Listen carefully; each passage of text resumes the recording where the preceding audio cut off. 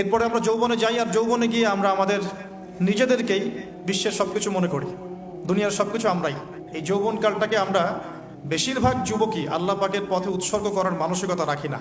আমরা আনন্দ ফুর্তি, খেলতামাশা, হারাম অ্যাফেয়ার্স, মাদকদ্রব্য, কোনো সময় পলিটিক্যাল অ্যাফেয়ার্স, এইসবে ব্যস্ত হয়ে থাকি। যৌবনটা আমরা এভাবে নষ্ট করি বেশিরভাগ মানুষ। এরপরে আমরা চলে যাই জব সেকশনে। বিবাহ শাদী করার পরে রেসপন্সিবিলিটি আসে, জবে ঢুকি, জব করি, স্ত্রী সন্তান হয়, তাদেরকে ভরণ পোষণ দিতে হয়। আল্লাহকে ডাকার সময়টা খুব একটা হয়ে ওঠে না। শেষ বয়সে গিয়ে ফিকির হয় যে আমার জীবন থেকে 40-50 ইয়ার্স চলে গেছে, now I should you turn towards Allah সুবহানাহু ওয়া তাআলা। ব্যাস, তখন আমি চিন্তা করে একটা চিল্লা দিব, একটা উমরা করব বা একটা হজ করব, এবং আমি আমার সমস্ত সিন থেকে মুক্ত হয়ে যাব। আমরা একটা গতানুগতিক লাইফস্টাইলে অভ্যস্ত হয়ে গেছে। সকাল থেকে শুরু করে রাত পর্যন্ত ম্যাক্সিমাম মানুষের চিন্তা এখন বস্তুবাদিতা। বস্তুবাদিতা মানে ম্যাটেরিয়ালিজম, মানে দুনিয়া, দুনিয়া এবং দুনিয়া। মানে কি করলে আমার দুনিয়াতে ভালো হবে, কি করলে আমার খাবারটা ভালো হবে, বাড়িটা ভালো হবে, রিজিকটা ভালো হবে, আমার স্ত্রী সন্তান একটু ভালো থাকবে।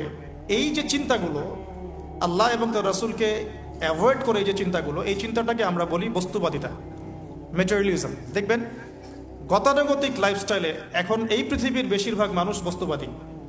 এটা দেখার জন্য, বোঝার জন্য জাস্ট আপনার হৃদয়ের চোখ, হৃদয়ের কান, হৃদয়ের ইন্দ্রিয়গুলো একটু উন্মুক্ত করতে হবে। আর হৃদয়ের চোখ, হৃদয়ের কান উন্মুক্ত হবে তখনই যখন আমরা আল্লাহ এবং তার রাসূলের সামনে আত্মসমর্পণ করব, তার আগে নয়। তো বেশিরভাগ মানুষ বস্তুবাদিতায় লিপ্ত থাকে। আবার দেখি কিছু মানুষের সারাদিন ফিকির একটাই, পলিটিক্স, পলিটিক্যাল অ্যাফেয়ার্স, পলিটিক্স, কিভাবে পলিটিক্স করব, কিভাবে অপোজিশনকে ডমিনেট করা যায়, কি করলে তার ক্ষতি করা যাবে, কি করলে তাকে ওভারটেক করে আমি সামনে যেতে পারবো। কিছু মানুষের চিন্তা ইকোনমিক সেকশনে, আল মাল, কিভাবে মাল অর্জন করা যাবে। আমার 2 তলা বাড়ি আছে, কিভাবে 4 তলা হবে। 2টা বিজনেস আছে, কিভাবে 10টা হবে, 5টা হবে। আমার 100% জমি আছে, কিভাবে 200% হবে। আল মাল। এই শ্রেণীর মানুষকে নবী সাল্লাল্লাহু আলাইহি ওয়াসাল্লাম আব্দুদ দিনার বলেছেন, দিনারের দাস। আব্দুল্লাহ নয়, আল্লাহর দাস নয়, দিনারের দাস। আরো কিছু মানুষ আছে, আমরা এখন সায়েন্স এবং টেকনোলজির অগ্রগতির খোরা অজুহাত তুলে সরাসরি আল্লাহকে ডিনাই করে ফেলছে, এবং এই মতাদর্শ সমাজে বাস্তবায়নের চেষ্টাও করছে। এডুকেশন সেক্টরে হোক, সংস্কৃতির নামে হোক, সামাজিক অ্যাসোসিয়েশনের নামে হোক, মুক্ত চিন্তার নামে হোক, আমরা ডে বাই ডে যুব সমাজের একটা বড় অংশকে এথিস্ট বানাচ্ছি। আবার কিছু মানুষ সারাদিন সংস্কৃতি নিয়ে পড়ে আছে, গান বাজনা, নাট্য, কলা ইত্যাদি ইত্যাদি। কিছু মানুষ সারাটা জীবন ঢোল তবলায় কাটিয়ে দিয়েছে। কিছু মানুষ সারাটা জীবন একটা গিটারকে নিয়ে কাটিয়ে দিয়েছে, একটা মিউজিক্যাল ইনস্ট্রুমেন্ট নিয়ে কাটিয়ে দিয়েছে। কিছু দিনই বোন সারাটা জীবন অপসংস্কৃতির অন্ধ অনুকরণে কাটিয়ে দিচ্ছেন। এবং আপনাদের কাছে, সরি ফর মাই ল্যাঙ্গুয়েজ, অনেক সময় মনে হচ্ছে সৌন্দর্যই সবকিছু। আল্লাহ রাব্বুল আলামিন হয়তোবা মনে হয় আমার বাহ্যিক সৌন্দর্য দেখেই বিচার করবেন, ভাবটা এরকম। কিছু যুব সমাজ সারাদিন PUBG, free fire, mobile games, addiction, YouTubing, Facebooking, অস্থির অবস্থা, অস্থির। ঠান্ডা মাথায় 1 সেকেন্ড বসে চিন্তা করতে চাচ্ছে না যে তাকে আল্লাহ পাক কেন সৃষ্টি করেছে। তো এইরকম ভেরিয়াস কাইন্ডস অফ পিপল আমাদের এই সমাজের মধ্যে, যে কোনো কান্ট্রির দিকে আপনি তাকাবেন এই দৃশ্যটাই পাবেন। এর মধ্যে গুটি কয়েক কিছু মানুষ আপনি পাবেন, ওয়া কালিলুম মিন ইবাদিয়াশ শাকুর, আমার শুকরগুজার বান্দা, আল্লাহ বলেছেন খুব অল্প হবে। অল্প কিছু মানুষ ইসলাম চর্চা করার চেষ্টা করছে। আমি ওই সেন্সে কথা বলছি না যে সারা বিশ্বে 200 কোটি মুসলিম, 300 কোটি মুসলিম, 500 কোটি মুসলিম, বাংলাদেশে 90% মুসলিম, এই ধরনের গতানুগতিক পরিসংখ্যানে আমি বিশ্বাস করি না। যখন ইসলামের ডেফিনেশনটা আপনি আজকে বুঝে যাবেন বাসায়, তখন আপনি নিজেও চিন্তা করবেন যে আসলে আমরা মুসলিম আছি কিনা। সংখ্যা তো বসিয়ে দিলাম 90% মুসলিম, ঠিক আছে। তো গুটি কয়েক কিছু মানুষ আল্লাহর পরোয়া করেন, তার রাসূলের পরোয়া করেন, তার কিতাবের প্রতি সম্মান প্রদর্শন করেন। এই মানুষগুলোর মধ্যে কয়েকটা ভাগ আছে। এক ভাগ মানুষ পরিপূর্ণ মুমিন, মাশাআল্লাহ, আমরা দোয়া করি আল্লাহ পাক তাদের সংখ্যা বাড়িয়ে দেন। এক ভাগ মানুষ আছেন পরিপূর্ণ মুসলিম, উদখুলু ফিস সিলমি কাফার উপর আমল করে, অর্থাৎ তোমরা পরিপূর্ণরূপে ইসলামে প্রবেশ করো, এই আয়াতের উপর তারা আমল করে। এক শ্রেণীর মানুষ আছেন মুযাবযাবিনা বাইনাহুম, মানে ডান বামের মাঝখানে থাকেন, যখন স্রোত যেদিকে সেদিকে ফ্লো। এবং এর মধ্যে কিছু দাড়ি টুপিওয়ালা মানুষও আছেন, যেদিকে ফ্লো সেদিকে কথা, যেদিকে ফ্লো সেদিকে অ্যাক্টিভিটিস। তার নিজস্ব একটা স্বতন্ত্র অবস্থান নাই, এটাই হক, এরকম একটা অবস্থান নাই। কিছু মানুষ আছেন আল্লাহ এবং তার রাসূলকে বিশ্বাস করেন, কিন্তু কাজ করতে গিয়ে কবিরা গুনাহে লিপ্ত হচ্ছে, সুদ খাচ্ছে, মদ খাচ্ছে, জেনা করছে, পরকীয়ায় লিপ্ত হচ্ছে, হারাম অ্যাফেয়ার্সে আছে, নোংরা মুভিজ দেখছে, আস্তাগফিরুল্লাহ।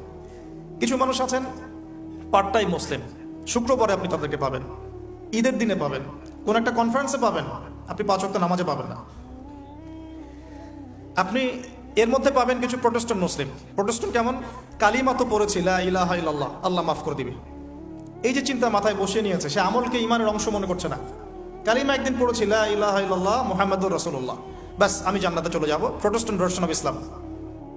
এরকম অনেক ভার্সন আছে ইসলামের মধ্যেই। কেউ আছে সুবিধাবাদী মুসলিম, কেউ ফাসেক মুসলিম, কেউ জালেম মুসলিম, কেউ হচ্ছে মোনাফিক টাইপের, কেউ প্রোটেস্ট্যান্ট। খাঁটি আল্লাহর বান্দা, খাঁটি মুমিন, খাঁটি মুসলিম, এই মানুষগুলোকে মোটিভেট করার জন্য আজকের টপিক।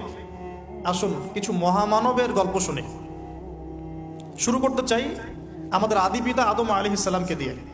কেন এত বড় লম্বা ভূমিকা দিলাম? কারণ আমরা কেউ প্রোটেস্ট্যান্ট মুসলিম থাকতে চাই না। আমরা পরিপূর্ণ কোরআন এবং সুন্নাহ অনুসরণ করতে চাই। পরিপূর্ণ কোরআন এবং সুন্নাহ আমার ব্যক্তি জীবন, আমার পারিবারিক জীবন, আমার অর্থনৈতিক জীবন, আমার সামাজিক জীবন, ইনশাআল্লাহ আল্লাহ যদি তৌফিক দান করেন আমার পলিটিক্যাল লাইফেও থাকবে ইনশাআল্লাহ। এই কনসেপ্টের নাম ইসলাম।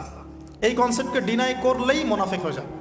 কেউ মানতে পারুক বা না পারুক এটা পরের ইস্যু, কিন্তু আগে আমার আকীদা ঠিক করতে হবে, ইসলাম এটা। এখন আমি প্রথমে শুরু করব আমার ব্যক্তিগত জীবন থেকে।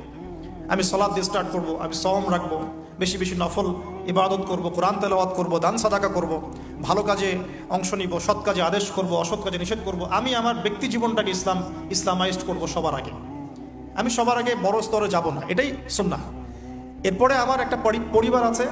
আমার পরিবার, আমার মা, আমার বাবা, আমার স্ত্রী, সন্তান, সবাইকে নিয়ে পরিবার। তাদেরকে ইসলামের মধ্যে রাখার দায়িত্বটা আমার। আমার সমাজ আছে, সমাজে আমি যতটুকু পারি ইসলামকে ইম্পোর্স করব। ইকোনমিক সেকশনে গিয়ে আমি হালাল হারামের পরোয়া করব না এমন মানুষ হব না। আমি সেখানে হালাল খাবো, হারাম থেকে দূরে থাকবো। যদি আল্লাহ পাক আমাকে পলিটিক্যাল ক্ষমতা দেন, আমি আমার জায়গা থেকে চেষ্টা করব ইসলামকে ইম্পোজ করার জন্য। অ্যাটলিস্ট কুফর, শিরক এবং তাগুতকে এস্টাবলিশ করবো না। কিছু করতে পারি না পারি, অ্যাটলিস্ট কুফর, শিরক এবং তাগুতকে এস্টাবলিশ করবো না।